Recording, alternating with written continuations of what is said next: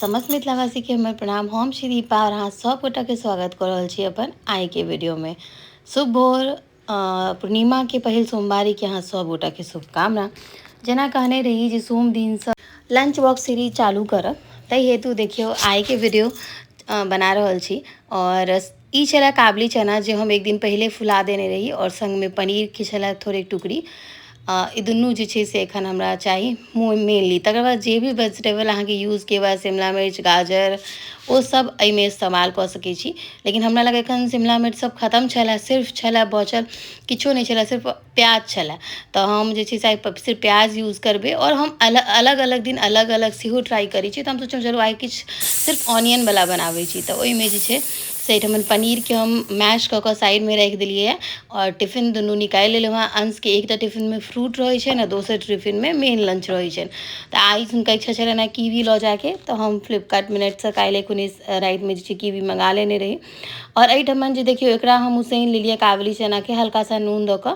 तऽ एकरा मैश कऽ लै छी। भोरमे एतेक हड़बड़ी रहै छै, जब काँटा चम्मचसँ मैश करै तऽ छलहुँ, लेकिन हमरा लागल 2 मिनटसँ बेसी टाइम लागि जायत। तऽ हम जल्दी जल्दी सोचलिए कि एकरा तऽ एना मैश नहीं हुअवला छै। तऽ हम एकरा मैश करिते करिते कनि टाइम लगतै लेकिन भऽ जेतै।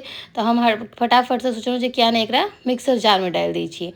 और ई में जे छै से अहाँ जेना काबुली चनाके जगह पर चना, राजमा, ओकर कोनो भी चीज़के इस्तेमाल कऽ सकै छी स्टफिंगमे। तऽ हम एकरा मैश कऽ लेलहुँ। ओकर बाद एहिमे दऽ देलिए है प्याज। प्याज देलाके बाद जे छै से एहिमे कनि दऽ देलिए चिली फ्लेक्स टेस्टके लेल, कियाकि अंश चिली खाइ छथि। ओकर बादमे हल्का सा ब्लैक पेपर और काला नमक ई दऽ कऽ सबटाके खूब नीकसँ मिला देलिए। एहिमे एतबे देबऽके चाही तऽ ऑर्गेनो भी दऽ सकै छी, लेकिन फ्लेवर हर दिन अलग अलग लागत। तऽ एक ही जेना स्पाइसेस और एक ही जेना मसाला नहीं दै छी, जैसे कि टेस्ट अलग लागे। बस ई भऽ गेलै तैयार। एकरा खूब नीकसँ मिला देलिए, मिल गेल छलै। आब हमरा सबके गोल गोल बॉल बनाबऽके। तऽ एहिठमन गोल गोल बॉल बना कऽ जा तऽ बनतै ता राखि देबै। और हमर एकटा और चीज़ की अइ, हम लंचमे जे बनाबै छी वएह अंशके पप्पाके नाश्ता सेहो दै छियनि, ब्रेकफास्ट दऽ दै छियनि। तऽ हम ओहि हिसाबसँ ही कोनो चीज़ बनाबै छी, दुनू गोटाके भऽ जाय। हमर तऽ आइ फास्ट ही अइ, तऽ चलू कोनो बात नहीं तऽ हमहूँ इएह ब्रेकफास्ट करै छी। हेल्दी और दुनू चीज़ रहै छै, ई हेल्दी और प्रोटीनसँ भरल रहै छै। तऽ ब्रेकफास्टमे जे छै से सबके काज चलि जाइ छै। तऽ कोशिश करै छी जे एहने चीज़ बनाबी जे सबके भऽ जाय, और जाहिमे तेल मसाला कम होय। और स्कूल जहन बच्चा जाइ छै ने, तऽ हमेशा ई ध्यानमे रखबाक चाही जे भोर भोरमे बेसी स्पाइसी, बेसी तेलवला खूब ओहन खाना नहीं देबाक चाही। ई हमरा लागैए जैसे गैस वगैरह फॉर्म नहीं होय, किएक तऽ खाली पेटमे बच्चा निकलै छै। ओकर बाद गोल गोल बॉल बना कऽ राखि लेलहुँ। और एहिठमन जे छै से हम 3टा रोटीके बना रहल छी। जतेक रोटीके बनाबऽके हो बना सकै छी। हल्का सा टमाटो केचप ओहिपर धऽ देलिए है। ओकर बादमे हल्का सा सेजवान चटनी दऽ देलिए। और दुनू मिला कऽ एहि तरीकासँ नीचाँमे गैस ऑन कऽ देने छियै, गरम भऽ रहल छै। एहिपरसँ जे पनीरके और काबुली चनाके बॉल बनेने छलहुँ ओकरा धऽ देबै।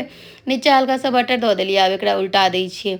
सेम प्रोसेस कऽ सकै छलिए जे नीचाँ बॉल दऽ कऽ ऊपरसँ लगा सकै छलिए, लेकिन हमरा एहिमे कनि लगाबऽके छलै केचप और सेजवान चटनी, ताहि दुआरे हम एकरा एहि तरीकासँ केलिए है। ओ अहाँ अपना हिसाबसँ कऽ सकै छी। ऊपरसँ रोटीमे कनि बटर लगा देलिए। ई ताज़ा रोटीसँ भी बना सकै छी, लेकिन अंशके बासी रोटीसँ पसन्द छनि। और टैको और रोटी रैप जे छै मोस्टली बासी रोटीसँ ही बनै छै, किएक तऽ एकर रोटी हल्का सा मतलब हल्का सा ना रातिवला रोटी हार्ड टाइपके भऽ जाइ छै। एखन तुरन्त रोटी बना कऽ तुरन्त बनेबै तऽ ओ कनि सॉगी होइ छै, सॉफ्ट भऽ जाइ छै ताज़ा रोटी। तऽ अंश हमेशा कहता एक दिन पहले रातिमे मम्मा 4-5 रोटी बेसी बना लिअ काल्हिके लेल, तऽ काल्हि रोटी रैप लऽ जायब। हम एहिमे अलग अलग दिन अलग अलग चीज़ दै छियै, बस चेंज कऽ कऽ। अंशके रोटी रैप बहुत पसन्द छनि और हेल्दी भी होइ छै। आब एकटा निकालि लेलहुँ हेँ बस ओना कऽ कऽ। आब दोसर तरीकासँ दोसर निकालि रहल छी। ताहिमे एहिमे की केलिए, नीचाँमे रोटी धऽ कऽ ऊपरसँ बॉल धऽ कऽ फेर जे छै से सेजवान चटनी और टमाटो सॉस मिला लेलहुँ। एहिके जगहपर टमाटर धनिया पुदीनाके चटनी भी नीक लागै छै, बट हम कहलिए आइ सॉसवला दै छियै अंशके।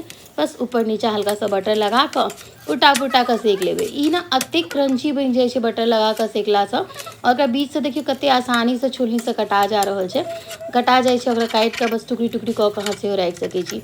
अखन रोटी रैप बहुत ट्रेंडिंग छै।